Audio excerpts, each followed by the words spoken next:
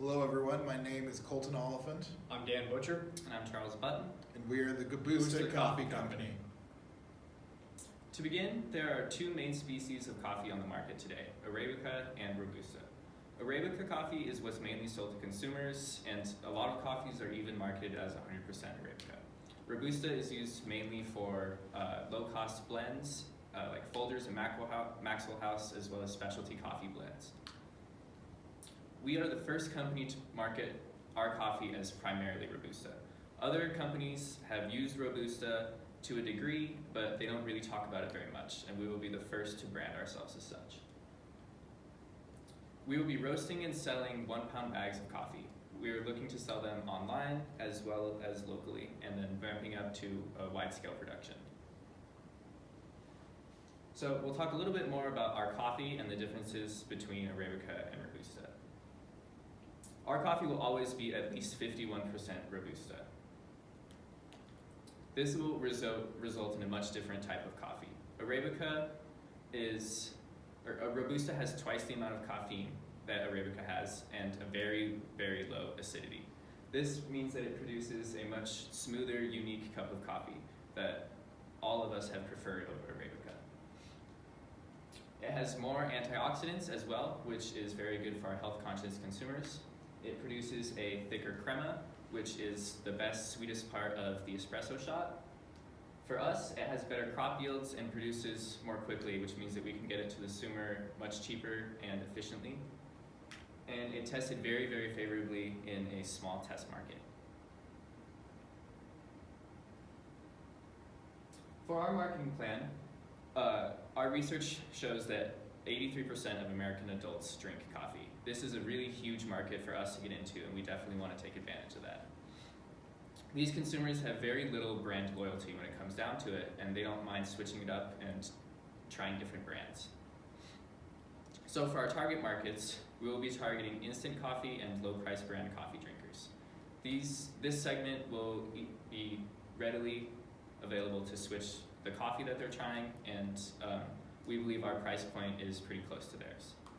Also, adventurous coffee drinkers are always looking for a new specialty coffee to try. There are tons coming out all the time, and we believe ours will be on the low end of the specialty coffee prices. We're looking to sell this coffee in an online marketplace. Our website will be the best place to do this, but we can also set up through Amazon at very low cost to us. We are looking to foster long-term customer relationships. These relationships will be best kept through social media, and we will have active Facebook, Instagram, and Twitter accounts so we can answer questions that we need to. We will definitely be focusing on our branding and emphasizing that we are a different species than most coffee. All right, now to get a little bit into the operation, how we actually do our coffee.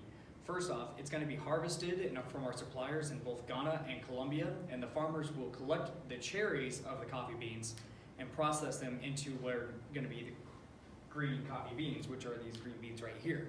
From there, they will be packaged into parcels and then thrown onto container ships and then shipped to our location here in the US, where we will roast them to our standards that we have preset for our certain blends, and then package them and then ship them out from our facility to the customer. We will, or whoever shall be purchasing from us, and like from a vendor or such. What we're going to need in order to do all this is a warehouse, and approximately around 8,800 square feet would be sufficient to really run our operation at the best capacity. We need a loading dock in a close proximation to a freeway or some sort of transportation hub, as well as minimal parking for visitors and others such to come by. Electricity and venting is also going to be very important in order to keep the roaster happy and not overheat the entire facility as well. Another thing we need to look into is border permits. In order to even get the coffee in, we have to submit and purchase a border permit to get our product in. FDA and USDA inspections are also going to be, we have to get applications in for those, and it's all very timely manner, but we can cover that. And insurance, we're not limited to cargo, employee insurance, limited liability, workman's comp, all sorts of insurance. We need to cover all those as well. Employees currently right now, we have the 3 of us. But we were looking to expand that into some more employees, and we're gonna have mostly unskilled labor, except for like janitorial practices and just moving around supplies. A little bit of skilled labor, which will be the roasting process and whoever's in charge of that, because it is a very particular process as well. So what we were looking for in employees is anybody who has worked in this industry before or has a very high passion for coffee. Now for inventory, we will store the green beans in our warehouse, and the coffee green beans actually have a very, very long shelf life, so that is not a worry at all. We will also store a limited supply of the roasted beans, but they do have a limited shelf life. And we also house the supplies that we are packaging in. Some suppliers that we're gonna have are both from Ghana and Colombia, from farmers, as well as Uline will be supplying our coffee bags for us for packaging and labels. And what everybody loves, money. The first thing that is important to understand is our true price point in the market, which $8.50 a bag will position us so that we are a little bit more expensive than cheaper brands, but significantly less expensive than more expensive brands, which is exactly where we want to be. We want to push the consumers who have less developed tastes up to try something that is more refined, and we want to pull the other consumers down to our price point because our coffee will be better than the coffee that they're used to tasting at a higher price point. So at that $8.50 a bag price point, we will have to sell 4,861 bags to break even, assuming that we're doing that with a fully operational roaster.